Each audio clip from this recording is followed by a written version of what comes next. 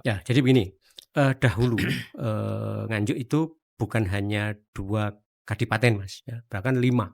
Pernah terjadi 5 kadipaten ya, Termasuk yang Kertosono itu ya? ya, jadi pertama dulu yang muncul ya pada, karena dahulu VOC itu kan memecah belah Mataram, Islam. Pada saat Ya. pertama dulu kadipaten yang muncul di Nganjuk itu adalah Pace. Pace itu Oh, membawai wilayah Nganjuk sekaligus nanti wilayah sebagian di Kediri. oke.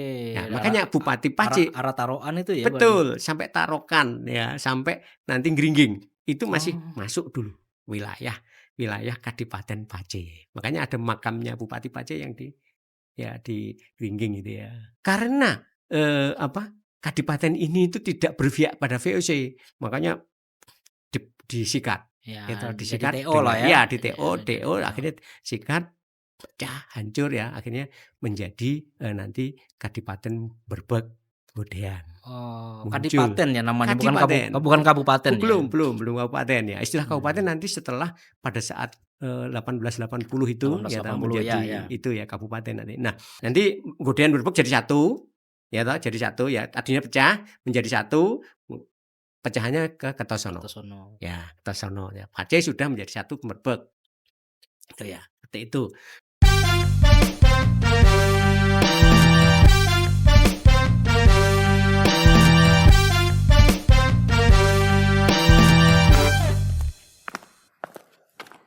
Selamat berjumpa kembali, di podcast kita kali ini, Jejak Langkah ya. Ini kita kedatangan tamu rada jauh, biasanya dari kota dan Kabupaten Kediri, kali ini kita kedatangan tamu, dari Nganjuk. Saya perkenalkan, beliau ini namanya Pak Amin Fuadi, sekarang sebagai Kabid Kabid Kebudayaan di Dinas Pariwisata dan Kebudayaan. Tuh. Macam-macam gitu. Pak, kita santai aja, Pak. Ya, oke. Sebelum kita ngobrol banyak soal Nganjuk, terutama kebudayaannya, sejarahnya seperti itu. Ya ada banyak banyak pengalaman lah, apa namanya, ketika bareng Pak Amin ya. Pak Amin ini bukan tipe pekerja yang ada di kantor begitu, tapi lebih banyak di lapangan Iya, gitu. betul. Mengupas soal bagaimana sih sebenarnya perjalanan Pak Amin juga seperti itu sebagai seorang yang sudah menggeluti, padahal secara bidang pendidikan Beda. beliau ini sarjana ekonomi dan Hmm, magister manajemen ya. ya betul. Tapi D3-nya ITB Kimia. Basic ITB Kimia inilah yang mengantarkan Pak Amin hari ini lebih banyak konsentrasi di kebudayaan gitu, seperti itu ya. Nah, Terutama, masterpiece-nya adalah museum. Jadi kalau kita mendengar ada museum baru di Nganjuk soal museum, prasejarah. eee, prasejarah, ini masterpiece-nya, saya pikir itu Pak Amin gitu. Itu ada di Museum Tritik ya Pak ya Iya, namanya betul. ya? Ya. Museum Tritik begitu dan ini baru, begitu. Terus, eee, kenapa kemudian Pak Amin ini lebih banyak di, masterpiece-nya di museum? Ternyata, setelah kita gali memang basic-nya awal masuk karir sebagai abdi negara itu dulu namanya Swaka Peninggalan Peninggalan Sejarah dan Purbakala. Sekarang, dari BPCB ganti jadi Balai Pelestarian Kebudayaan BPK Jawa ya, Timur ya. BPK Jawa Timur. Jadi udah beberapa kali penggantian gitu. Kita langsung aja. Saya pengen tahu kenapa kemudian, memilih masterpiece-nya ini, museum gitu kan. Ini bagaimana ceritanya itu, Pak? Ya, jadi begini, kalau, kemudian, feel saya ke museum itu saya kira, perjalanannya memang seperti yang Mas Reki ceritakan di awal tadi. Saya berangkat dari, Suaka Peninggalan Sejarah Purbakala dulu sebagai seorang konservator ya, Mhm. karena kebetulan background saya sebagai, orang kimia D3, yang di situ bertugas kaitannya dengan penyelamatan ya, Iya. penyelamatan cagar budaya. Sehingga pada saat itu tugas saya ya ikut kegiatan konservasi di lapangan, kemudian, pemugaran dan seterusnya. Sehingga pada 2001, eee, Apa saja yang dipugar itu, Pak? saya ikut pemugaran udah pada era itu banyak sekali Mas ya, itu mulai dari era klasik ya, Mugar Candi, kemudian Mugar, apa namanya, beberapa bangunan, era kolonial sampai kepada era Mataram Islam, Yang paling Jawa berkesan Timur. dari sebanyak itu pemugaran apa, Pak? Pemugaran saya kira yang terkesan sekali itu yaitu, yang terakhir ya saya lakukan Mas, itu pemugaran, Masjid Taman Arum di Magetan. Itu masjidnya sebenarnya nggak terlalu besar ya, tapi tinggalan dari Diponegoro ya, tinggalan Oke. pada era Diponegoro. Magetan ya? Ya, Magetan, Parang ya, Kecamatan Parang, Mhm mhm. desanya Taman Arum. Nah, di situ, pada saat awal itu belum ada kejadian ini. Di tengah perjalanan, baru berjalan 8 bulan, muncullah krisis ekonomi 98. Oke, iya iya Sehingga iya. akhirnya itu menjadi tertunda, molor, Iya, sehingga berhenti ya toh. berhenti ya? Penganggaran penganggaran itu ya sudah sampai 8 bulan itu berhenti, tertunda sekian, tapi kita tetap harus menjalani Wah, menjalani aktivitas itu di Magetan itu. Karena oke. apapun kita harus menjaga kondisi, apa yang setengah proses tadi. Nah, baru setelah, 2 tahun berikutnya itu diselesaikan. Ya, ada anggaran untuk penyelesaian itu. Itu barangkali yang terkesan Mas ya, di sana jadi Dibiarkan aja atau ya ada proses-proses kecil yang bisa kita lakukan Mas, oke. yang barangkali tidak berbiaya, ya, yang tidak Ya, berbiaya itu kita lakukan. yang penting sama masyarakatnya kelihatan, oh ini masih Aktivitas, ada ada aktivitasnya gitu. aktivitas, betul, itu Nggak ya. ditinggalkan Nah total tadi, gitu ya? menjaga rasa tadi Mas ya, menjaga rasa tadi. Iya Jadi, iya. kita, ada aktivitas-aktivitas minimal itu, apa namanya, masyarakat yakin bahwa ini masih akan berlanjut gitu ya, itu pada saat Iya. itu. Dan, beberapa kegiatan konservasi Mas ya, di lapangan itu, eee, saya juga sudah banyak sekali ya. Ya barangkali yang sangat terkesan itu saya pada saat, melakukan studi kelayakan ya, studi kelayakan maupun pemugaran di, makam Panembahan Agung di Situs, Sunan Prapen. Ya itu ya, di mana di situ saya sempat gelundung gitu ya, digelundung di tangganya, itu menjadi cerita yang menarik juga itu. Di mana itu, Pak? Di Gresik, Sunan Prapen Gresik. Jadi Mmm, di 300 meter di baratnya makam, Sunan Giri. iya Itu ada iya. situs cucunya Sunan, Giri namanya Sunan Prapen itu. Nah, Panembahan Agung itu adalah adik dari, Sunan Giri apa, Sunan Prapen. Jadi pada saat itu, apa namanya, di lingkungan itu tidak pernah ada namanya kera, ya datang di lingkungan Oh, situ ya. Pada saat kami satu tim 9 orang datang ke sana, itu tiba-tiba, itu juga datang 9 kera yang datang di sana itu ya. itu di mana itu, Pak? Itu Iya di yang area makam makam Sunan Prapen itu ya.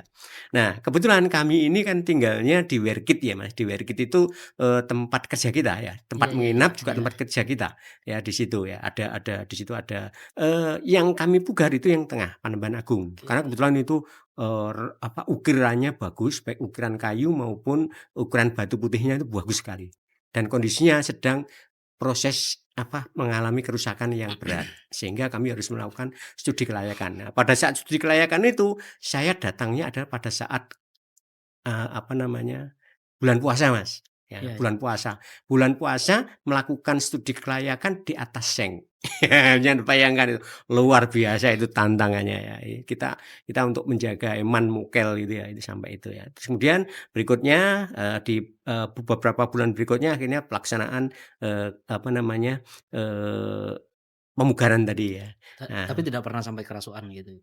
insya Allah tidak, karena Oke. kebetulan kita sudah pasti anulah ya, membentengi diri itu pasti ya. Nah, pada saat, itu ada satu kejadian begini, saya kebetulan jadi orang kedua di tim itu ya, orang kedua. Itu, pada saat ketua tim itu dipanggil ke Mojokerto, yang di lapangan saya. Nah, saya dapat kabar bahwa besok itu mau ada, kunjungan verifikasi, kunjungan lapangan gitu ya, dari, Oh, provinsi gitu ya. iya Nah, iya. pada saat itu saya mau berangkat belanja ke kota Gresik ya toh, teman-teman yang ini sudah saya pesan, tolong jangan pulang, pulangnya ditunda setelah memang waktunya sebenarnya waktunya libur Mas ya waktu itu ya, Iya. waktunya gantian ya. Nah, jangan pulang dulu, pulang setelah besok ada verifikasi. Monggo silahkan nanti kita ganti harinya gitu.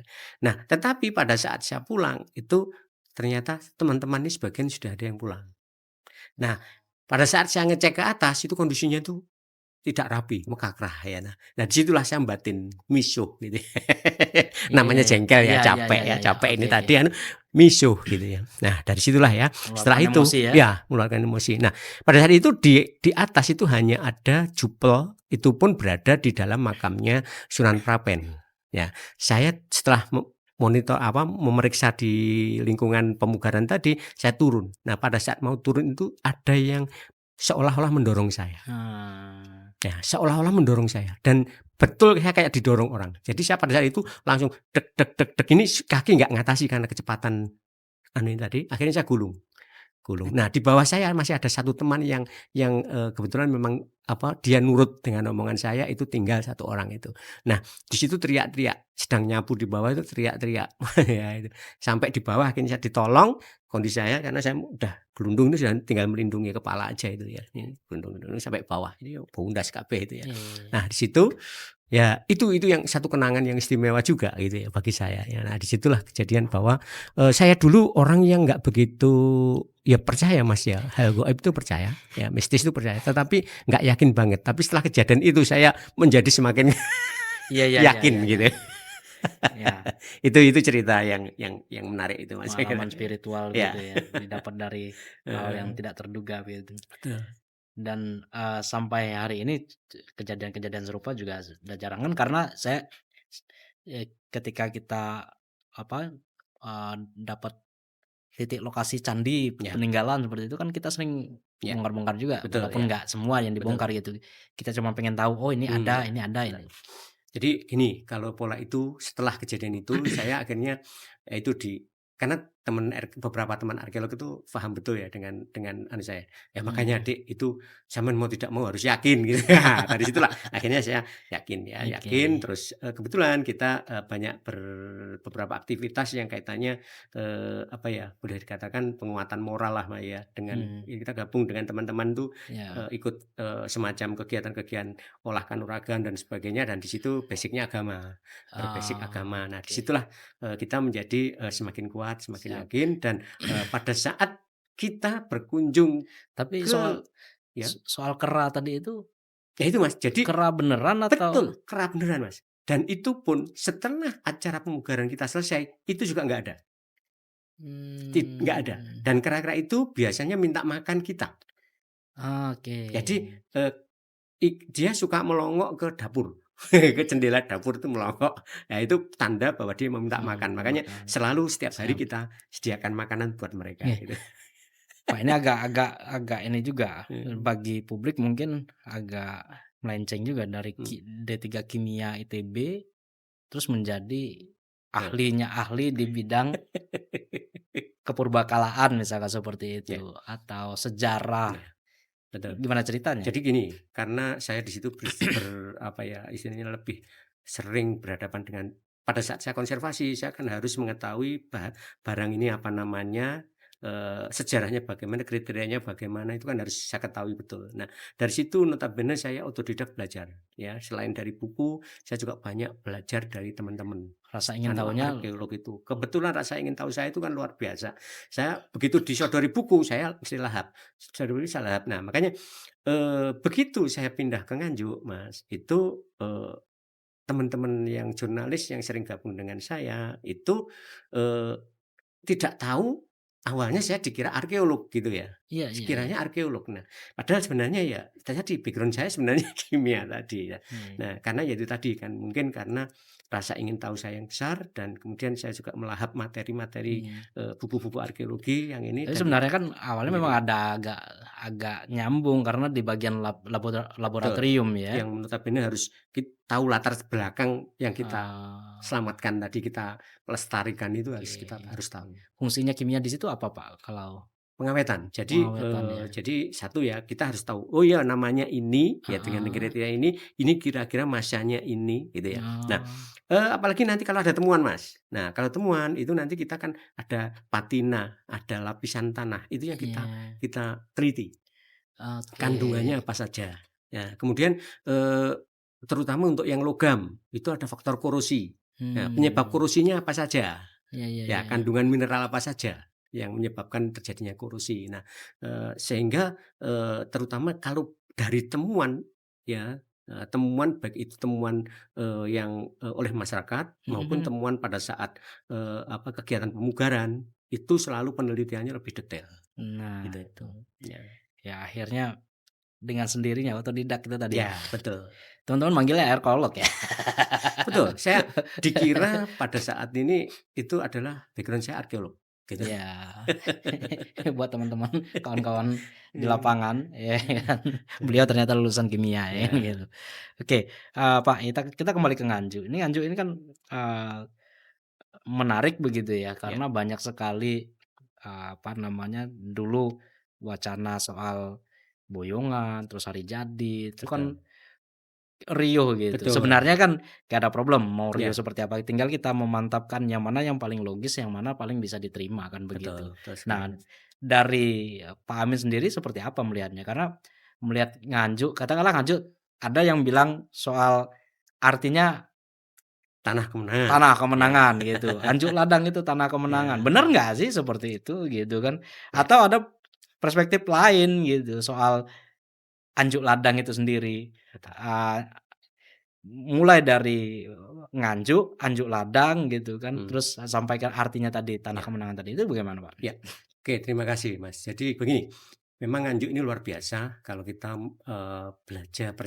belajar perjalanan sejarahnya, ya itu luar Mhm, biasa. Jadi, pada era prasejarah ini saya kaitkan juga ya, iya prasejarah ya. iya iya, Prasejarah itu, Nganjuk dahulu kan jutaan tahun lalu itu kan sebagai sebuah danau purba ya, danau purba mmm, yang di mana dulu pegunungan Kendeng Utara yang sekarang iya muncul anaknya Pandan ya.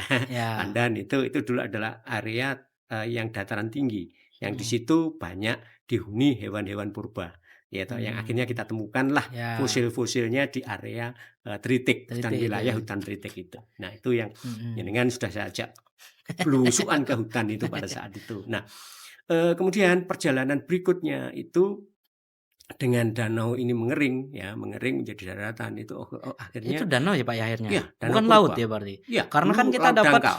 karena kita banyak sekali tuh dapat Iya, kerang-kerang begitu, betul. kerang-kerang laut begitu Ya, kan, kita di aneh, puncak bukit. kok di gunung ada kerang gitu kan, dari mana lautnya Betul, begitu. ya. Kita nggak tahu kan ribuan tahun yang lalu Iya, seperti apa ya. begitu. Jutaan tahun lalu Mas itu Jutaan ya. tahun lah ya Iya, malah. jutaan tahun lalu ya terjadi itu ya. Kemudian nanti, pada saat, danau purba ini sudah mengering. Nah kebetulan, Mhm, vegetasinya juga sudah mulai berubah gitu ya. Nah hewan-hewan purba itu juga ada pemangsanya. Selain dari golongan, mamalia juga ada dari manusia ya. Manusia mhm, sendiri itu ada ya manusia purbanya. Nah kemudian ini manusia purba ini akhirnya menempati daerah-daerah yang dataran rendah tadi, yang iya, sudah mengering tadi iya ya. iya iya, Nah, pola hidupnya juga sudah mulai tidak nomaden lagi, mereka sudah mengenal menetap, bercocok tanam dan iya iya, sebagainya perjalanan sejarah. Nah, eee, Nganjuk itu sangat tergambar semua di situ ya. Perjalanan itu sangat tergambar, karena apa, walaupun belum ditemukan fosil manusia purbanya, tetapi peralatan budayanya sudah banyak kita temukan, iya Mas. iya, Nah, dari situlah, akhirnya nanti, dari, prasejarah menjadi ke sejarah. Nah, prasejarah ini sudah mulai dari nanti eranya, bagaimana orang-orang Kalang ya toh berkembang ya, sampai nanti mulai masuk pengaruh Hindu-Buddha, ya toh, mmm, pengaruh Hindu-Buddha masuk di lingkungan Nganjuk dan, pada akhirnya nanti, perjalanan pada era, eee, Mataram kuno ya, iya, Mataram kuno itu, di situlah ada satu kejadian di mana nanti, menjadi titik pijakan sejarah Nganjuk untuk bagaimana nanti akhirnya namanya Nganjuk, gitu ya. iya, Nah, pada era Mataram kuno inilah, eee, ada satu kejadian di mana, pada saat itu pasukan dari Pusendok yang dikejar oleh, kerajaan dari Melayu ya, iya mengenalnya iya, dari Melayu, Pamalayu ya pada saat itu, Pamalayu, tapi sebenarnya itu Sriwijaya. mmm, Pamalayu itu, sudah dalam keadaan lemah dan kocar-kacir ya, lemah sekali. Nah, karena di wilayah Nganjuk itu ada pejabat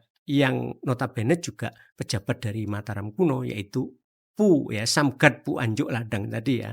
Samgat itu singkatan, kependekan dari Sang Pamegat ya, Sang Pemutus oh, Perkara, Pu Anjuk Ladang. Jadi Anjuk Ladang itu sebenarnya awalnya adalah nama individu, nama orang, ya oh, bukan nama yang kemudian ya pada akhirnya menjadi mhm, tempat. literasinya bisa didapat di mana itu, Pak? Wah itu banyak sekali kita yang paling mudah terjemahan dari prasasti Anjuk Ladang itu sudah jelas sekali. Oke, Ya, ada di prasasti Anjuk Ladang ya. Prasasti Anjuk Ladang itu sudah jelas lagi ya, sudah jelas sekali dan itu semua ahli sejarah sudah mengatakan valid. Gitu. Valid bahwa Pu Anjuk Ladang ya itu adalah sebuah nama orang ya, Samgat Pu Anjuk Ladang. Nah, pada saat itu Pu Anjuk Ladang beserta masyarakat Nganjuk membantulah Pu Sendok yang dalam keadaan ini melawan pasukan Pamalayu tadi dan akhirnya menang. Ya, menang ya, bisa mengalahkan dan mereka lari kocar-kacir dan sebagian banyak yang terbunuh. Nah, akibat dari itu dampaknya adalah diberikanlah sebuah penghargaan. Ya toh. Nah, penghargaan yang berupa Sima Swatantra tadi. Sima itu kayak betul. Tanah Ya, itu, jadi tanah apa dulu nama awalnya adalah Kakatikan Sri Jayamerta ya, Jayamerta ya toh. Sri Jayamerta. Nah, Kakatikan Sri Jayamerta inilah ya, karena di situ dulu adalah tempat penggembalaan kuda, Mas. Namanya Kakatikan itu tempat penggembalaan kuda yang sangat luas ya. Nah, Kakatikan Sri Jayamerta ini akhirnya dibebaskanlah sebagai tanah yang tertanggung pajak. Ya, kalau penetapan Sima biasanya itu hanya 2 atau 3 jenis pajak. Yang istimewa di Nganjuk ini ada hampir semua, Mas.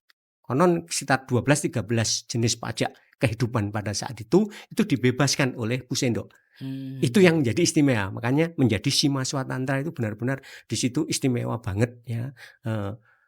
Semua pajak kehidupan yang berlaku pada saat itu benar-benar nggak berlaku di Nganjuk. Di Nganjuk itu tadi ya, yang akhirnya itu dipakai untuk mengelola bangunan suci yang dibangun oleh Pu Sendok pada saat itu yang memerintahkan membangun bangunan suci ya untuk beribadatan dua agama pada saat itu, Hindu maupun Buddha ya toh. Nah, itu berupa Candi Lor itu yang walaupun kondisinya sekarang seperti itu. Ya, itu dan itu enggak juga jadi sampingnya dulu mau dikasih museum kan? Ya, betul. Nah, itu nanti perjalanannya ceritanya begitu aja. Nah, itulah sebabnya ya mengarahnya begitu ya. Setelah nyatakan sebagai Sima Swatantra tadi kurang lebih hampir 100 hektar Mas ya.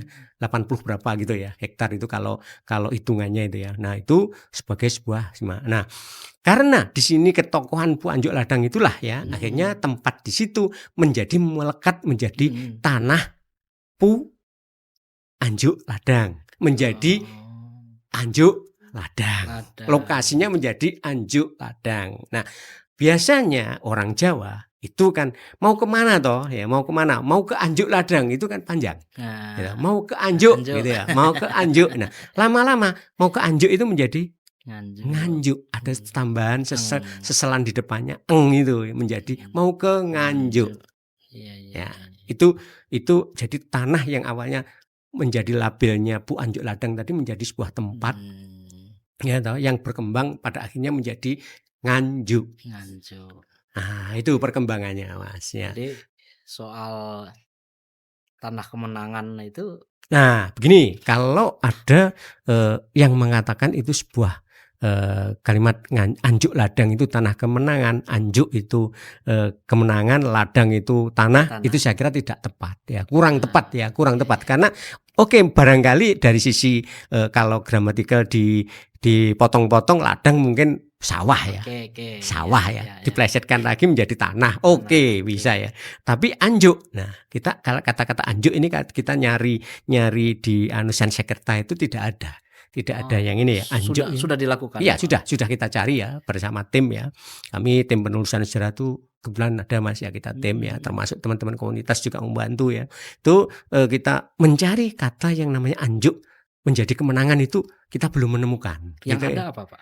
Ya, ladang aja, ladang yang ada gitu ya. Anjuk nggak ada artinya.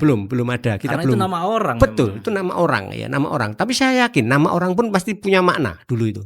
Tidak mungkin tidak punya makna gitu ya, pasti punya makna. Nah, tapi belum diketahui ini dari bahasa apa juga belum. Kalau jelas bahasanya Sanskerta Mas ya. Sanskerta, betul ya. Pu itu kan juga nama gelar, nama tempelan yang melekat pada seorang pejabat ya. Pu. Apa beda Pu sama Empu? Kan banyak juga tuh yang keliru tuh. Pu ya, kalau Pu itu adalah kaitannya melekat jabatan. Kalau Empu itu adalah jabatan tetapi keahlian membuat keris. Ya toh, ini membuat senjata. jangan sampai keliru ya. Nah, Jadi pu bukan ya, empu. ya itu ya, empu ya. Itu Nah, empu itu memang tenaga ahli, Mas. iya iya iya iya. Tenaga ahli yang istilahnya biasanya ya udah umur. Ya, sudah umur Iya. sudah ini sehingga menjadi seorang empu ya, tokoh yang benar-benar Oke. pengalaman di sini. Ya itu. Nah, kemudian dari Anjuk menjadi Nganjuk tadi, Mas, itu perjalanannya juga nanti sampai kepada era kolonial tadi. Iya. Ya Tapi toh ya. benar nggak sih dulu saya pernah dapat mendengar sepintas begitu bahwa wilayah Nganjuk ini sempat tempat pertukarannya lintas masa itu tadi antara masa kerajaan dengan kolonial Era-era berikutnya. Mataram Islam Ya. sama sebelumnya. Hmm. Itu benar nggak sih yang seperti itu? Ya, saya kira bisa terjadi seperti itu, Mas, ya. Ini barangkali yang garis pentingnya adalah begini, Mas. Seandainya Pusendok tadi kalah di Nganjuk. Kalah di Nganjuk ya. Kemungkinan besar wangsa-wangsa berikutnya tidak ada. Jadi wangsa Isana tidak ada, Mas. Pasti itu ya, karena sudah terbunuh wangsa Isana tidak. Nah, Lari. karena di wangsa Isana ini berikutnya nanti menurunkan kerajaan-kerajaan berikutnya. Ada Hmm. muncullah Kadiri, ya muncul Tomapel, ya ta, muncul Ya, ya, muncul Sriwijaya, akhirnya ya. Majapahit. Majapahit nanti akhirnya bergerak lagi pecah dan sebagainya menjadi Pajang. Ya toh, menjadi akhirnya Mataram Islam. Ya. Demak ya, Demak dulu, Demak. Pajang sampai Mataram Islam. Nah, ini perjalanan itu apa namanya? Semuanya tergambar juga di Nganjuk.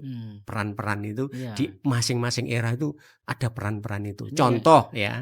Contoh bagaimana dulu Panembahan Senopati itu mempertahankan diri supaya anak istilahnya wilayahnya yang di timur ini tidak membelot itu dia kejadian perangnya juga di Nganjuk, di wilayah Warujayeng gitu ya. Nah, ini sebuah perjalanan bahwa Nganjuk itu ternyata satu tempat yang heroik, bahkan nanti sampai kepada era kolonial bagaimana dulu Panglima Besar Jenderal Sudirman ya toh, itu bergerilya sampai di ke Bajulan 9 hari pernah tinggal. Kemudian Menteri Pemuda pada saat itu ya toh Supeno, Menteri Supeno itu meninggal dikejar Belanda di Ganter. Ya, itu kejadian-kejadian yang luar biasa ya, bahwa Nganjuk itu memang komplit sekali, Mas ya, komplit sekali, termasuk sampai ke kolonial ya, sampai Mataram Islam pasca proses kemerdekaan pun itu kita juga bicara bagaimana dulu pertukaran penyerahan mobil-mobil Hindia Belanda yang sudah menyatakan Indonesia merdeka pada tahun 1949 diserahkan kepada ini. Kejadiannya juga di Nganjuk dan Solo. Nah, senjata termasuk era Jepang. Betul. Jepang di Mojo Dhuwur. Betul, kejadian-kejadian itu. Ya, Betul, ya beberapa titik ini. Jadi Nganjuk itu juga dianggap sebagai suatu titik penting pada saat itu gitu. Itu yang luar biasa di situ. Ya, kalau soal cerita Nganjuk saya pikir di daerah lain tidak sekomplit ini gitu. Betul, ya.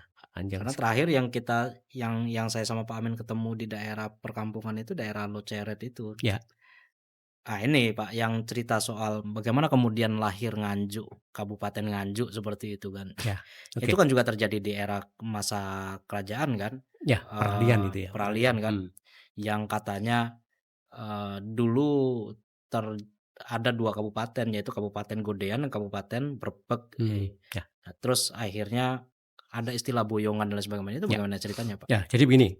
Dahulu Nganjuk itu bukan hanya 2 kadipaten, Mas, ya, bahkan 5.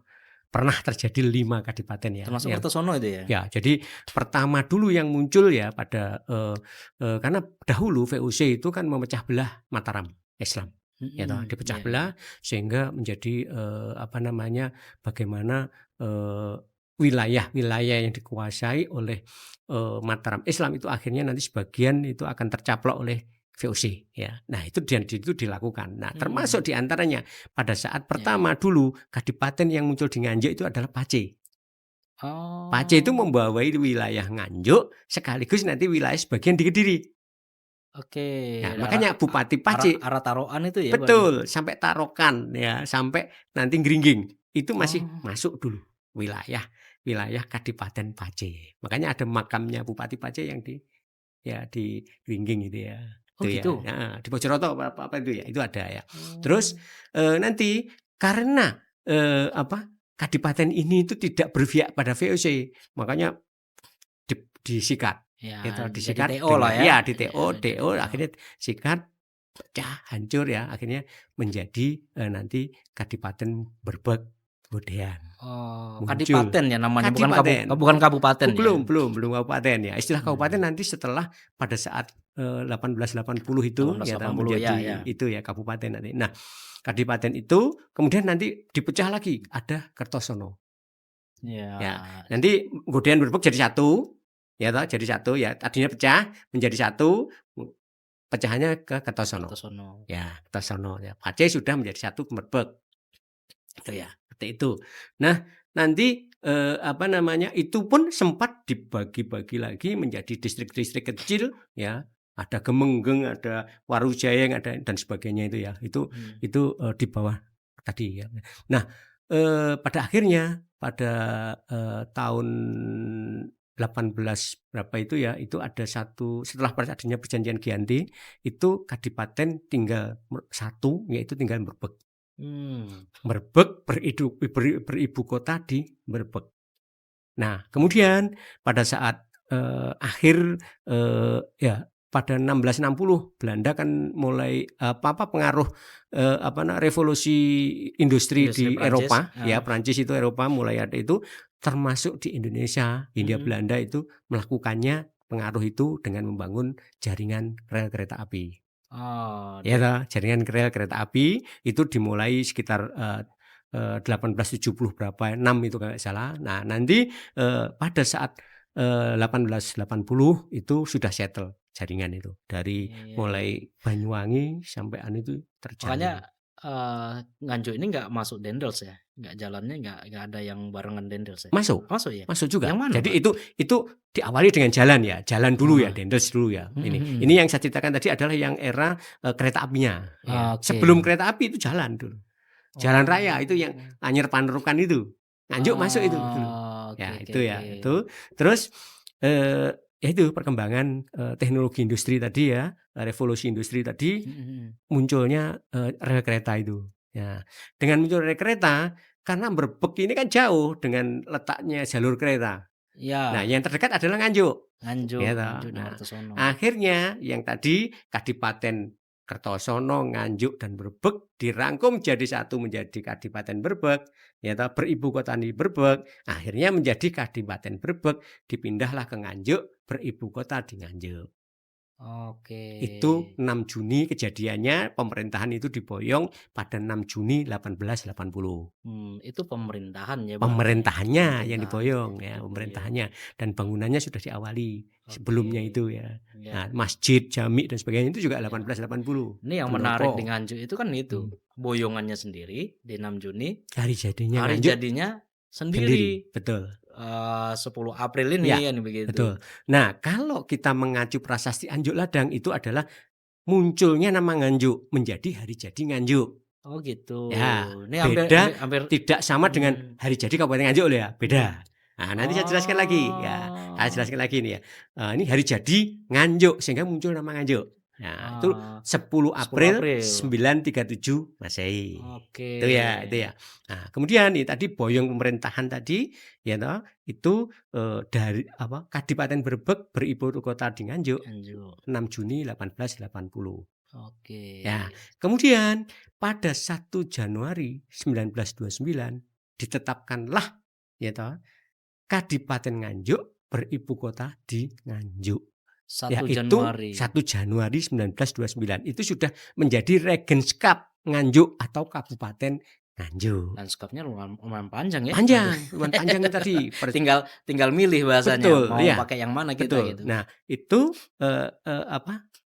menjadi Regenskap Kabupaten Nganjuk itu ya 1 Januari Mmm, 1929 dan di situ pada tahun itulah juga terbentuknya dewan pertama kali di Nganjuk. oke, saya pernah baca itu. Hmm. Sebentar, di waktu, Berbek pindah ke Nganjuk, itu Mhm, kan masih kadipaten. ya. Kertosono gimana nasibnya waktu itu? Kertosono kan sudah dirangkum menjadi kecamatan, menjadi distrik, Oh, menjadi itu apa, sejak kapan itu, Pak? ya itu setelah perjanjian Giyanti itu. Oke. Ya itu dirangkum jadi satu, Oke, tinggal karena itu. begini, ini sama dengan ada banyak daerah lah misalkan seperti itu. Orang Kertosono ini kan kalau keluar itu kan jarang mereka mau menyebut mereka orang Nganjuk. Karena memang mungkin Ya, dulunya sejarah itu kan pasti berpengaruh. betul ya. Mungkin karena memang gede gitu Betul wilayahnya. betul Ternyata kan memang jadi kadipaten dan betul. setahu Ya saya koreksi kalau ya. keliru. Stasiunnya Kertosono itu gede di Gede, lebih gede era-era itu. Kertosono daripada Nah Nganjuk. itu. Kita kita pernah ketemu kan, apa Ya namanya, kayak ada kayak bukan, apa namanya, lantai yang sudah ya, bagus banget itu betul, kan di Kertosono itu. ya betul. Oke. Jadi, begini Mas, Maksud saya kalau gini, apa karena itu orang, ya asli dari Kertosono Kertosono dan sekitarnya lah, ya, termasuk dari mana itu, Baron juga mhm gitu kan mesti, "Kamu dari mana?" "Dari mhm, Kertosono." ya Kayaknya betul, lebih enak gitu. Apa karena ada ini juga, ada apa namanya, mengkreng itu? ya Ngebrak itu, pernikahan, apa ya, karena ngebrak juga gitu kan, ya. atau bagaimana, Pak? Jadi enggak, jadi, yang jelas memang kalau kita lihat perjalanan Kertosono sendiri juga panjang ya. Kita bicara kembali flashback kepada, eranya, apa namanya, Kadipaten Posono ya. Kadipaten Posono itu di bawah, apa namanya, Yogyakarta dulu ya, ya, yang akhirnya muncul nanti tokoh Tumenggung, Suryodiningrat. Ya, Yang di Paten Purwodiningrat, sorry, Tumenggung yang Purwodiningrat di di Patian Paten Rowo Rowo. itu ya? Nah, itu kan Mmm, tokoh pertama dari perwakilan, mhm, apa namanya, Ngayogyakarta yang ditempatkan di sana. iya iya, Kadipaten Posono dulu. Ya, mmm, sehingga akhirnya nanti bergeser ke selatan ke Kertosono itu. Itu oh ya, gitu, itu Posono menjadi Kertosono itu. Nah, kalau memang, apa, pada era Belanda itu, karena letak dari, apa namanya, Kertosono sendiri setelah dibangunnya rel kereta itu lebih strategis. mhm, Nyambung ke Kediri tidak jauh, ke Blitar ya itu bisa, ya toh. Kemudian ke Surabaya juga ini karena di situ ada pertigaan lah ya, itu mhm, menjadikan lokasinya strategis. Nah, mmm, dan, kondisi yang strategis inilah akhirnya barangkali juga berpengaruh kepada keramaian iya di iya iya, wilayah Kertosono. Nah, karena ramai memang kita ya kita kita harus kita akui, barangkali lebih ramai Kertosono iya, daripada ini dan surprise-nya ya kita iya contoh iya iya aja. iya iya, Apa pasarnya juga namanya, hidup ya? lebih hidup ya. Terus Mhm, ini, apa namanya, tempat hunian dari masyarakat Belanda lebih banyak di Kertosono daripada di Nganjuk. Kalau kita ini, oh, ada kampung kampung kolonial itu yang areanya mmm, sekitar, SMP1 SMP Kertosono 1 itu ya ya. yang Itu pernah kan pernah kita datangi betul, juga kita kan? datangi dulu Mhm itu. Itu kan mhm kampung kolonial itu di situ. Itu kan banyak mhm, sekali, ya banyak sekali daripada di Nganjuk. Di Mbak, Nganjuk kita belum menemukan kampung kolonial yang sifatnya menjadi perkampungan, hanya bahkan rumah sekolah-sekolah bangunan individu-individu. sekolah juga kan peninggalan Betul, Belanda kan? bangunan sekolah pun itu juga bangunan pada saat Iya iya era iya iya, kolonial. Itu yang, barangkali membedakan dan dulu, boleh dikatakan pergudangan ya, pergudangan senjatanya juga ada di Kertosono, Kertosono. perang jembatan Betul, itu ya? ya, termasuk bagaimana dulu, apa namanya, setelah adanya, ini Belanda ingin kembali lagi merebut, Mhm mhm. apa, Nganjuk itu kan melalui Kertosono gitu Iya ya, iya iya itu iya. agresi itu ya, itu Agresi kedua ya? ya, itu pengen kembali lagi kan, ya itu melalui Kertosono yang notabene di situ juga, ada kejadian yang Kertosono itu Iya. ya, yang menarik itu ya. Makanya masyarakat Kertosono juga menganggap bahwa jembatan Mhm. itu menjadi sebuah kenangan sejarah yang luar biasa. Jadi harusnya ya tidak dirobohkan, tetapi dirawat, ya. Dirawat. Atau Nah kalau itu toh bagaimana tuh misalnya ceritanya? istilahnya, apa, ya tidak usah dibongkar lah, Karena ya. punya nilai sejarah Ya, ya. Ini nilai sama sejarah. kayak kayak Kediri. Kediri bahkan mengklaim bahwa jembatan tertua dan Ya, pertama di betul dunia begitu kan. betul Lah punya dan sampai hari ini masih tetap terawat begitu. betul. Walaupun tidak difungsikan untuk, Mhm. Tapi kan sebagaimana mestinya, dijaga, dijaga tetap. dijaga, dirawat gitu ya. Nah, bagaimana nasib yang jembatan Nah Kertosono itu? inilah harusnya memang jembatan Kertosono ini itu harusnya apapun kondisinya harusnya itu menjadi sebuah cagar budaya ya walaupun belum ditetapkan ya karena Mhm. sebutannya masih ODCB ya, objek ODCP. diduga cagar budaya. Tetapi sebenarnya kalau kita dikaji itu sebenarnya cukup kuat kalau menjadi cagar Mhm. budaya. Nah harusnya itu memang dipertahankan Iya ya dipertahankan iya. Kalau kondisinya sekarang ada ambles dan sebagainya itu sebenarnya bisa disikapi dengan perlakuan tindakan tadi namanya revitalisasi ya. Tapi problemnya kenapa daerah yang tidak bisa? Daerah Ya barangkali mungkin Kabupaten Nganjuk. angka, kaitan dengan angka, Apa kemampuannya. karena soal itu berada di atas berantas misalkan seperti itu? Ya memang pada saat itu kendalanya, karena itu berada di Brantas yang notabene, di 2 wilayah. 2 Akhirnya wilayah kan, ya itu Jombang ya. dulu kendala utamanya adalah, kepemilikan. Nah, Nah kepemilikan, ya. Begitu, ada kasus yang kemarin rame-rame itu, akhirnya kan dari pihak, Balai Besar itu ya, itu jembatan itu, akhirnya itu Balai Besar dialihkanlah atas Berantas nama Berantas. ya itu menjadi aset Nganjuk. Oh gitu. Nah, dialihkan menjadi aset Nganjuk. Jadi dahulu kenapa itu menjadi sulit, karena posisi jembatan itu nah harusnya itu dulu yang turun adalah provinsi. Provinsi. Provinsi karena Karena itu 2 menjadi wilayah. asetnya ini. Ini yang menjadi aneh kan kita ini kadang-kadang kelemahan kita di data tuh Mas.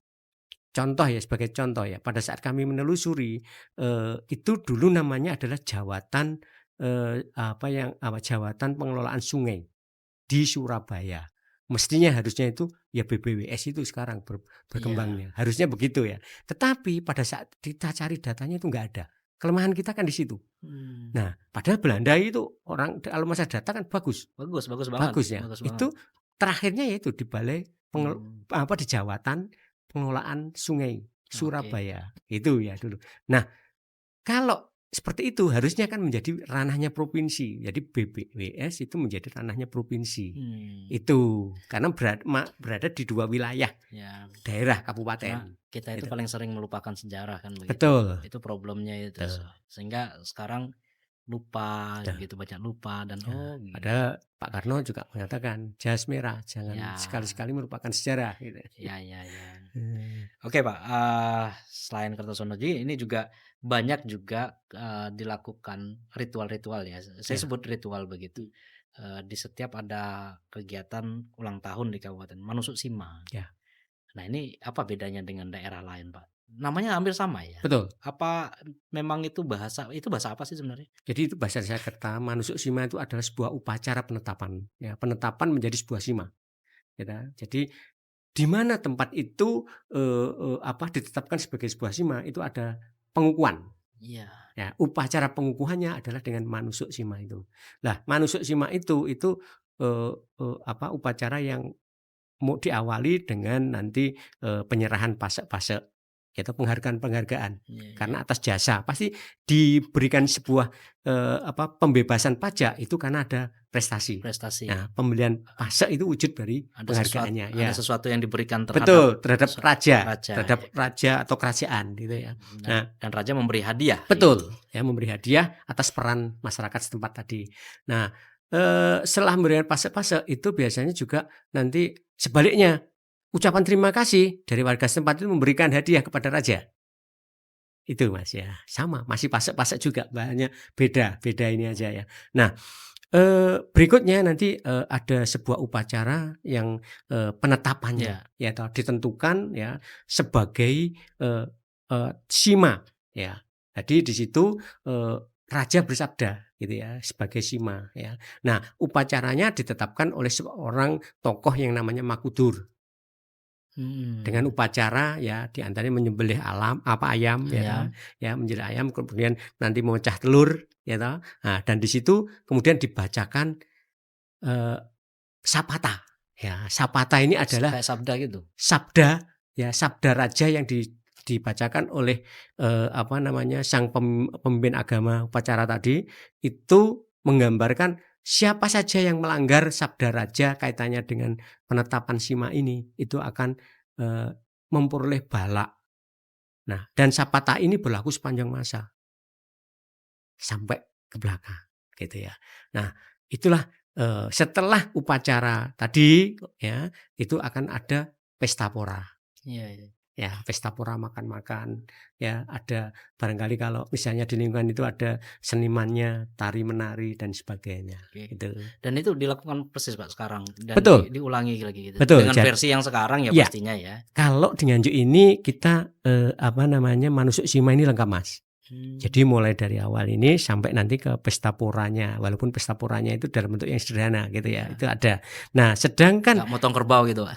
wah itu harusnya begitu ya. Makanya sebenarnya ya di Nganjuk ini kami ingin nanti ya, kalau dulu kan ada namanya pawai alegoris Mas ya, Iya iya tanggal iya. 9 itu kan Iya. nggak pas ya, nggak pas itu. Jadi harusnya memang boyong itu ya tanggal 6 Juni itu. Karena dulu pawai alegoris itu Carpe an Boyong. Nah dulu waktu penetapan 10 April sebagai hari jadi Nganjuk itu kan zamannya Pak Bupati Sutresno Rahmadi. Itu luar biasa dulu ya, melakukan kajian kemudian menetapkan dengan SK Bupati, dan dulu untuk mengisi memperingati pada saat itu tanggal 9-nya diadakan acara itu dari Berbek itu. Sebenarnya itu hanya untuk mengisi. Oke. Ya, hanya untuk mengisi. Nah, pada saat nanti ditemukan bukti otentik baru boyong itu kapan, ya itu harus diikuti, notulennya itu begitu dulu itu.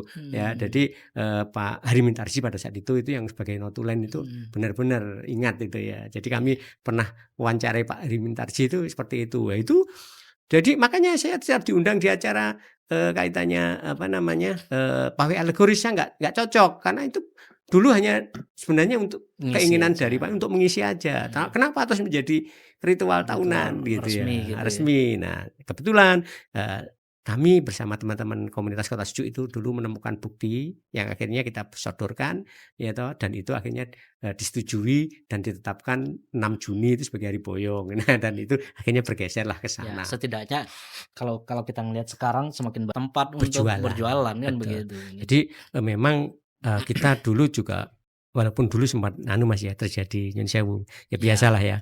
Segala sesuatu kalau ini padahal kita kan berbicara data. Kalau kita tidak bicara data, kita perbedaan berani. begitu ya. Iya, kita nggak berani.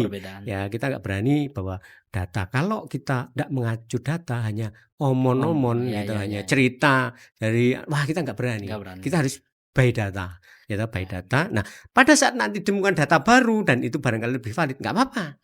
Ya harus berubah. Sejarah memang gitu, fleksibel. Sejarah itu menyesuaikan dengan bukti-bukti baru gitu ya.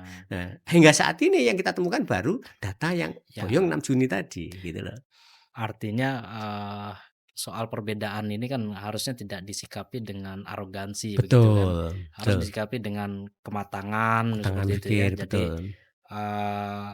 melihat kalau memang betul-betul dulu sifatnya mengisi dan ternyata ada bukti, ternyata dulu seperti ini ya. Betul. Kenapa harus dipaksakan kan begitu. Betul.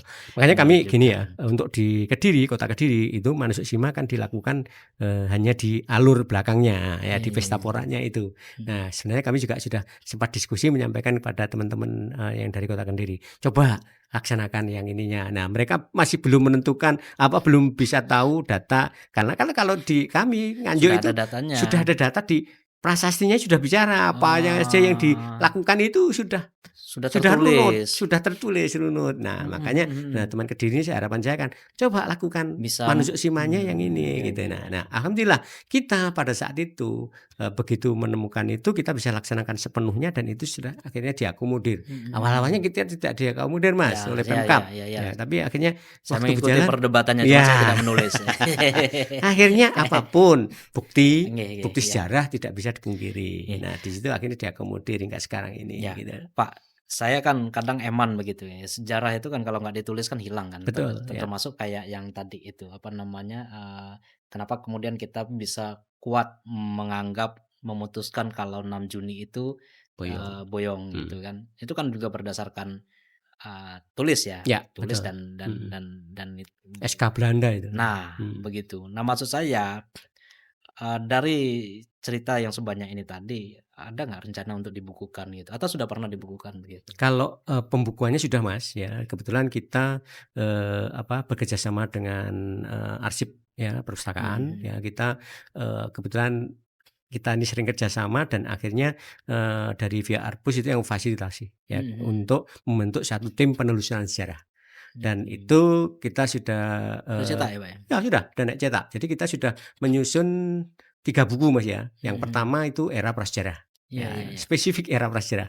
Kemudian era klasik Indo-Buddha. Nah, dan yang barusan belum lama itu adalah era kolonial. Kolonial, Ya, oke. Mataram Islam yang belum. Tapi sebagian besar kebetulan era kolonial itu juga sudah memaparkan Memaparkan untuk era-era Mataram karena peralihan Islam. kan? Betul ya. Karena Jadi karena peralihan. di situ nanti terkait. Nah, Iya. tetapi nggak ada salahnya suatu saat nanti karena barangkali ini Mas, kita belakangan ini kan terbentur dengan Iya, efisiensi itu ya. efisiensi. Itu dan juga pada saat itu kan juga terganggu yang ada kejadian COVID-19. Ya, Itulah yang diawali dari setelah Covid. COVID itu kita penganggaran di belakang kan semakin sulit ya, semakin sulit. Nah, untuk penulisan sejarah ini sementara terhenti. Ya, memang terhenti dan harapan kita nanti itu muncul lagi. Ya, muncul lagi. Termasuk dari kami dulu yang kita sering adakan lomba penulisan sejarah itu ya. Penulis sejarah lokal itu kita juga makin terbentur karena tidak terfasilitasi itu. Itu makanya sebenarnya itu manfaatnya luar biasa loh. Itu Iya, iya, penulisan iya. sejarah itu. Desa-desa banyak yang pada akhirnya ketemu latar sejarahnya karena lomba penulisan sejarah gitu. Oke. Ya Itu. banyak banyak Makanya manfaatnya kan iya, akhirnya. betul. Dampaknya Bisa luar biasa dijadikan sebenarnya. agenda seperti museum tritik. Ya. Sebelum sebelum ke sana saya masih ingat soal saya nggak tahu ini Pak Amin juga sudah pernah menulis sama timnya atau belum terkait soal siapa yang sejarawan sering YouTuber ini Mas Sisi ya? Siapa? Ya, Asisi. Asisi. Ya, Mas Asisi. Ya.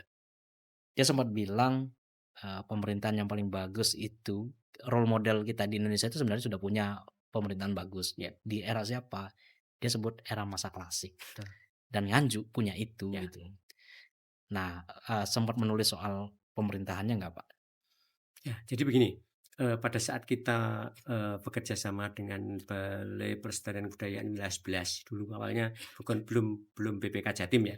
Ya 11 itu kan mengadakan satu kegiatan rawat budaya di Nganjuk ya. Ya kebetulan pada saat itu saya yang menginisiasi, saya ketemu dengan salah satu teman yang di satu acara di provinsi, dia cerita, Pak Amin, kami bingung untuk milih tempat rawat budaya Mataraman.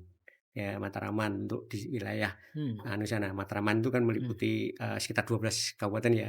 Nganjuk, Kediri, kabupaten kota, ya Blitar ya juga demikian. Terus kemudian Tulungagung, Trenggalek, Madiun, Ngawi, Pacitan, Magetan, Ponorogo. Ponorogo, Bojonegoro.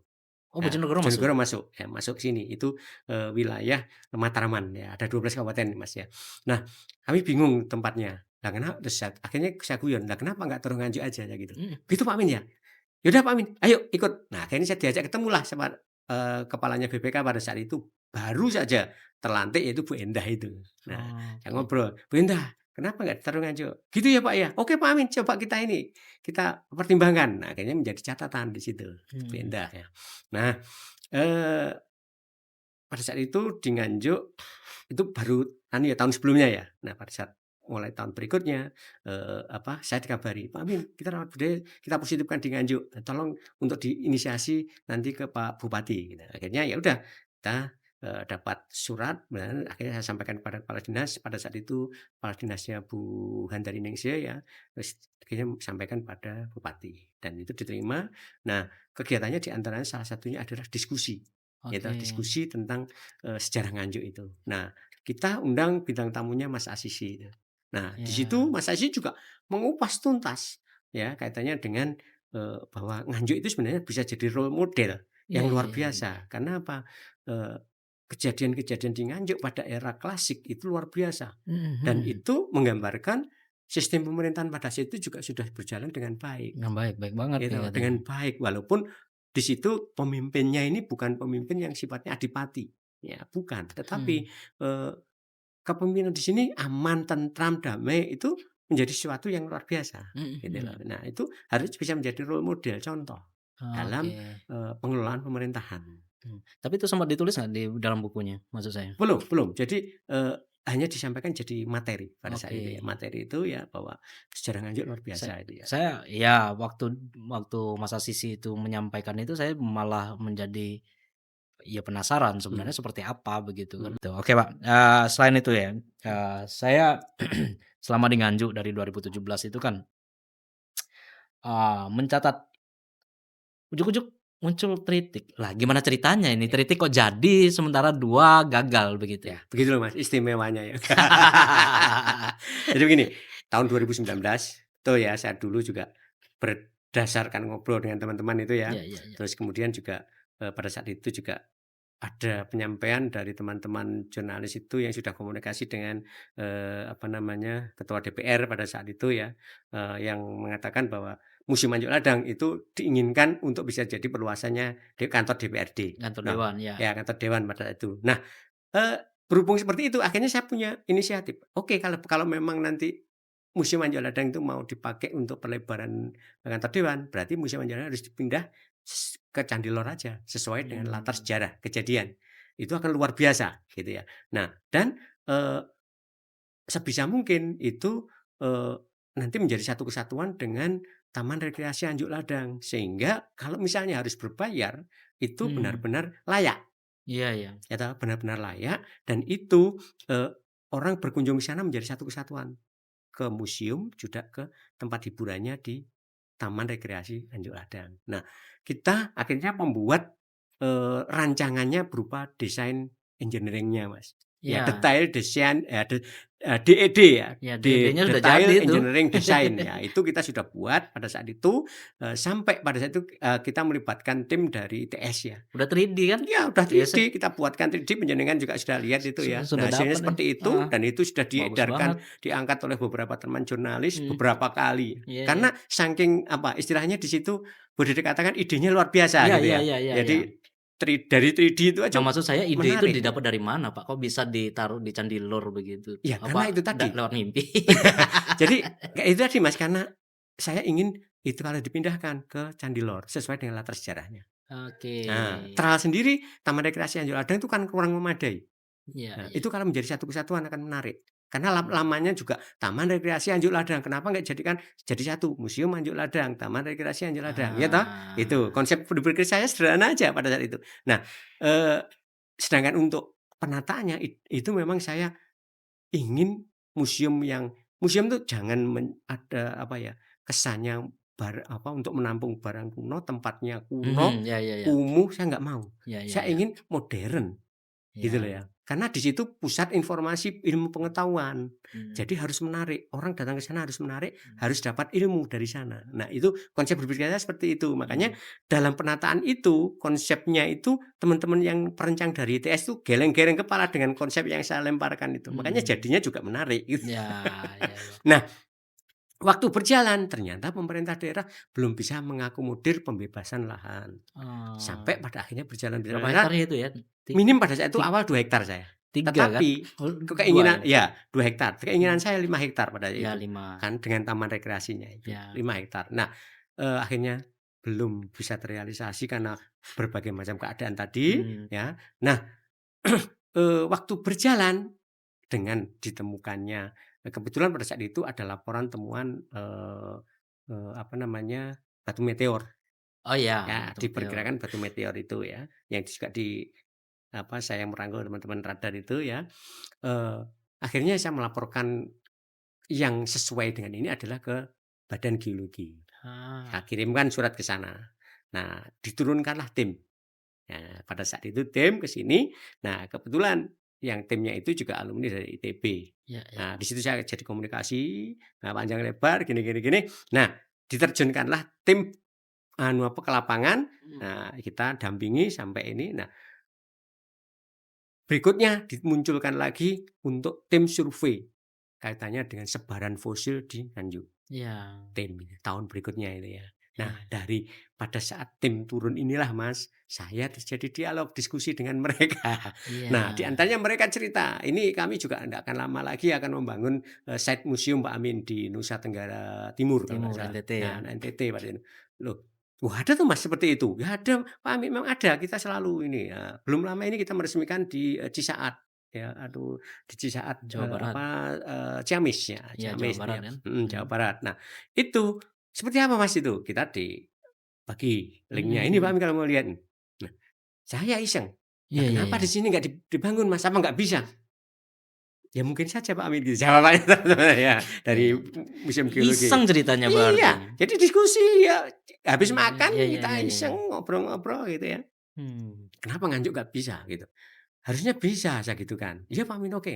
Akhirnya coba Mas tolong kita kan dari peralatan-peralatan yang sudah fosil-fosil yang ditemukan di Museum Nganjuk Ladang buktinya sudah sedemikian Dan rupa. Tritik itu fokusnya prasejarah ya? Betul, ya. Nah, kebetulan pada saat, apa namanya, setelah diskusi itu, besoknya kita menemukanlah stegodon yang Stegodon. lengkap itu. Stegodon itu adalah, gajah purba ya? Betul, gajah purba yang notabene 70% bisa jadi lebih ya, Mhm. anggota tubuhnya yang Masih masih utuh, utuh itu. Nah, masih ada itulah maksudnya masih utuh, masih ada kerangka betul gitu ya? ya, kerangkanya utuh gitu ya, Kerangkanya utuh. kerangkanya utuh itu ya. Nah, 70% lebih. Hmm.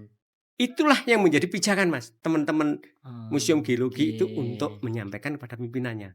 Iya iya Nah, iya iya. kebetulan pimpinannya juga alumni ITB juga ya, nah akhirnya ya, Jadilah itu. suatu saat saya dimintalah ke Mmm. Bandung.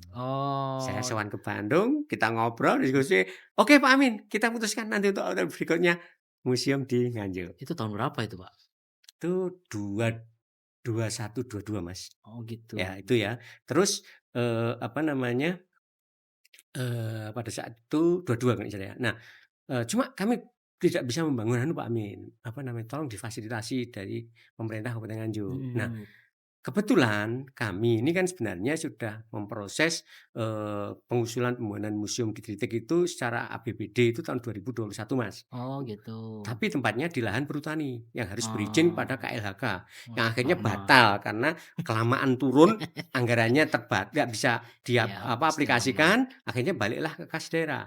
Nah, Mhm. masyarakat desa Tritik sudah terlanjur ini, rasa Euforia inginnya euforia euforia, kepingin euforia. banget. Akhirnya pada saat itu pemerintah desa Titik, "Pak Amin, kalau misalnya museum itu dibangun di lahan desa, apa Bisa. tidak bisa?" "Loh, Mhm. sangat bisa." Sangat Saya bisa. "Kenapa dulu nggak bilang Ngomong. seperti itu? Kan mending anggaran Pemkab dulu dibangunkan di situ kan enak," saya gitu. Iya Ya iya udah, iya. akhirnya kita mengusulkan bantuan pembangunan itu melalui BKK, Mas. BKK Oh, melalui Pemdes, iya ya, iya Dinas iya iya. Pemdes ya, Dinas Pemdes. Nah, akhirnya dibantulah 100 pada Mmm, saat itu. Hanya sayang dulu, kadesnya salah dalam menerapkan. Dengan mhm. konsep yang sudah tak ini itu salah menerapkan. Nah, Mmm, akhirnya hanya jadi bangunan, eee apa namanya, bangunan cor dengan tingkat, konsep tingkat. mhm. Dan itu pun tinggi maupun lebarnya kurang memenuhi syarat untuk sebuah Mhm. museum. Akhirnya saya ngamuk-ngamuk itu. Nah, akhirnya saya sampaikan pada Wabub, pada Bupati pada saat itu, eee, ini mau dibangunkan, dibantu oleh Museum Geologi kaitannya dengan, apa, pembangunan site museumnya, interiornya, tetapi bangunan museumnya harus jadi. Akhirnya yaitu kita mengusulkan lagi BKK lagi, dibantulah 150 untuk menyelesaikan itu, Oh, bongkar ya. ulang, Pak, berarti? Enggak, ya akhirnya kita Ditambah? tambah lebar, Biar terus kita biar selesaikan. memenuhi kelayakan itu tadi Betul, ya, kelayakan kelayakan tadi. museum itu ya? Betul, padahal di konsep awal saya, itu saya kan ukuran 8 kali 9 Mas. Oke. 8 kali 9 ndak Isinya tingkat, apa aja itu, Pak? ndak tingkat. Ya isinya ya materi-materi fosil temuan dari hutan Tritik. Mmm, iya iya Ya iya itu iya. semua, termasuk juga ada temuan-temuan yang era klasik Mas, di wilayah Tritik, itu kita simpan di Oh sana. gitu. Nah, jadi menjadi satu kesatuan. Nah, makanya, tematik dari, Museum Tritik itu adalah peradaban. Oke. Jadi museum peradaban, Museum Peradaban. karena perjalanannya panjang ya. Jadi Oke. mulai prasejarah sampai nanti pada, apa namanya, era klasik ya. Oh, Karena masuk era pada klasik. sampai ini Kalang Mas. Jadi, ya Manusia Kalang Kalang itu sendiri, ya? karena di situ kan komunitas Kalangnya luar biasa, Banyak? banyak Iya. ya. Jadi itu yang kita angkat, Oke. peradaban itu. Jadi temanya tema peradaban. Nah Oke. kebetulan, apa namanya, teman-teman dari Kepala Museum Geologi sendiri itu juga, "Pak Min, desainnya mau minta seperti apa? Apa interior penataannya?" Nah, dengan Oh, dibantu itu berarti? makanya saya kan bilang peradaban aja. Dan, sekali lagi tematiknya karena Tritik berada di enklave wilayah tengah-tengah hutan, hutan jati, makanya tematiknya di situ kita, Kayu anu apa, pakai jati. jati, kayu Anu itu jati. kayu jati itu menjadi primadona di situ Primadona. untuk tata pamer ya. Nah Oh. juga sekaligus bahwa, Nganjuk itu temuan, stegodon dan satu lagi, hewan yang cukup, menjadi, endemik di situ itu adalah Epileptobus, Mas. Banteng purba. Banteng purba. Banteng purba yang galak itu Epileptobus itu. Iya. Makanya sebutannya Epileptobus karena Makanya galak, galak-galak ini. sulit dikendalikan ya. Iya, galak-galak ini. Epileptobus itu ya. Iya, dari Nah, Nganjuk galak-galak ini. nah betul. Itu kita jadikan hewan endemik dan itulah yang akhirnya menjadi lambang Museum Tritik itu. Huruf M dibalik dengan T-nya hurufnya agak melengkung karena menggambarkan tanduknya Epileptobus tadi. Itu Oke. idenya juga dari saya dengan teman dari itu perancangnya itu. Oke. Nah, yang dulu menjadi angan-angan saya, museum itu modern, bersih, terus bisa menggambarkan sebagai sumber ilmu pengetahuan, terus ada unsur grafis maupun elektroniknya tergambar semua, Digital gitu ya. digital juga tergambar semua di Tritik ini, Mas. Hmm. Jadi apa yang menjadi angan-angan saya terhadap Museum Anjuk Ladang terrealisasi di Museum Tritik ini, Mas. Walaupun hanya kecil. Kecil. Tapi Nah, oke, kecil oke, tuh. oke. Nah, terus ini lagi, Mas ya. Mm-mm. Dengan ditemukannya stegodon yang luar biasa ini, Mm-mm. kita akan sempat laporan kepada Menteri Kebudayaan Pak Wadidjon. Pak Kita Dizon. menghadap ke sana membawa proposal. Kita juga bawakan contoh fosil-fosil yang dari Nganjuk ke sana. Nah, umpan baliknya tahun ini kita dibantu revitalisasi, Mas, Museum Anjuk Ladang. Mau diapakan itu, Pak? Jadi Museum Anjuk Ladang kita tata nanti dengan ya konsep yang modernis juga. Apa yang kurang? Ya, jadi kebetulan saat ini Museum Anjuk Ladang kan tipenya B. Oh, Nah, oke. dulu sebelum pada saat awal saya masuk itu tipenya C. C. Ya, terus kemudian 2 tahun berikutnya ada Perubahan, verifikasi. ada itu penilaian. Penilaian, Ya, bukan verifikasi ya ya namanya. verifikasi penilaian itu Mm. kita naik kelas menjadi tipe B. Ya, Hmm. padahal tanpa biaya gitu. Saya Oke. hanya nata, mengolah, akhirnya bisa naik kelas tipe B. Nah, padahal koleksi kita kan banyak sekali. Banyak, Anjuk Ladang Pak. banyak sekali. Nah, Termasuk kita yang komplit belum itu. melakukan adalah fasilitas, ya fasilitas pendukung ya. Belum ada ruang konservasi, belum ada ruang kantor pada saat itu ya, belum ada storage gudang ya, belum ada musola ya, belum ada ruang audiovisual, belum ada dulu ya. Nah, belum ada kantin, belum ada tempat menjual cenderamata dan sebagainya. Nah, ini sambil berjalan ini saya akan memanfaatkan itu ruang-ruang yang ada itu ya menjadi ini perpustakaan juga belum ada. Nah, saat ini walaupun sudah ada tapi kan masih sifatnya kecil-kecil ya. Kecil-kecil belum prefer banget gitu ya. Nah, kita nanti dengan revitalisasi ini kita benar-benar mau bentuk bangunan-bangunan yang benar-benar Sebentar, revitalisasi ini untuk yang Tritik apa yang Anjuk Ladang? Anjuk Ladang. Anjuk Ladang. Nah, ini sudah kami awali, Mas, dengan menata resepsionisnya.